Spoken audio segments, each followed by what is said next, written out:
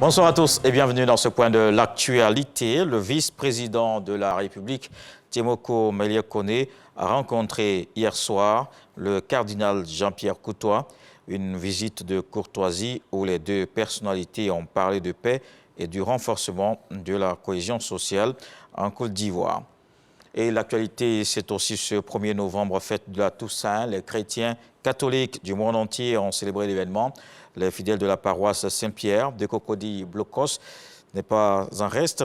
Chants, prières et exhortations à suivre les pas des saints. Voici le reportage. Les chrétiens catholiques du monde entier célèbrent ce 1er novembre la Toussaint.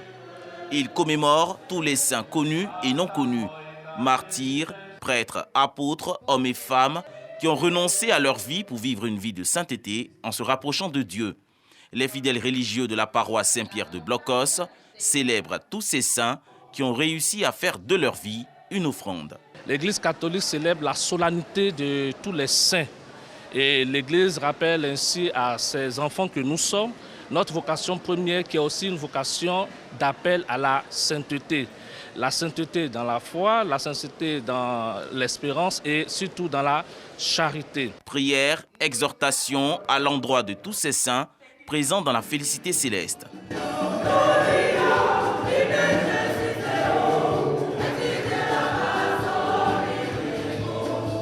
Des hommes qui ont été bien dans leur vie et qui sont morts.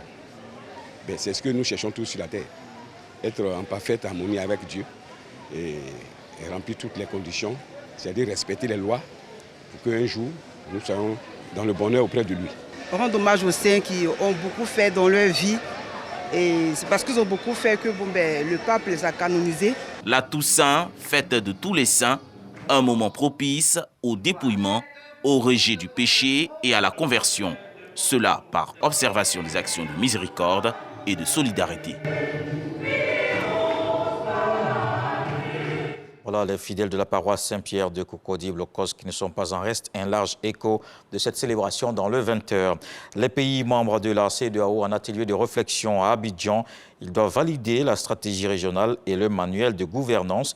Ces outils concernent le mécanisme de coordination de l'approche Une seule santé, c'est la mise en œuvre des programmes, des politiques, des législations et des recherches pour aboutir à un meilleur résultat en matière de santé publique.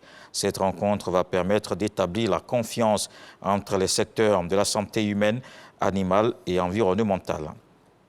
Les premières journées ivoiriennes à l'île Maurice ont refermé leurs portes depuis le 28 octobre. C'était à Port-Louis, dans la capitale. Les deux pays veulent tisser des partenariats innovants pour une croissance partagée.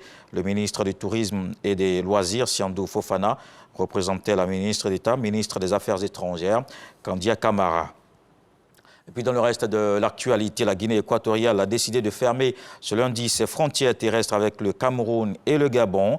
Les autorités disent vouloir éviter l'infiltration de groupes pouvant déstabiliser la campagne présidentielle qui débute le 3 novembre.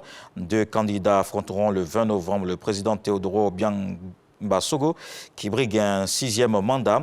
Le pays annonce également que seuls les aéroports resteraient ouverts. Le chef de l'État camerounais, Paul Biya, a pour sa part débloqué 125 millions de francs CFA pour rapatrier ses ressortissants. 52 Camerounais ont déjà atterri à l'aéroport de Douala et des centaines d'autres attendus dans les prochains jours.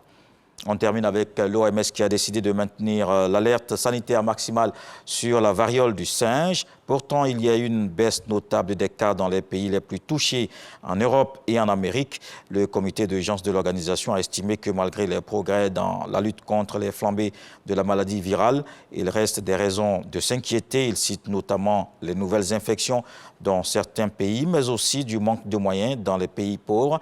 La maladie est endémique dans certains pays d'Afrique de l'Ouest.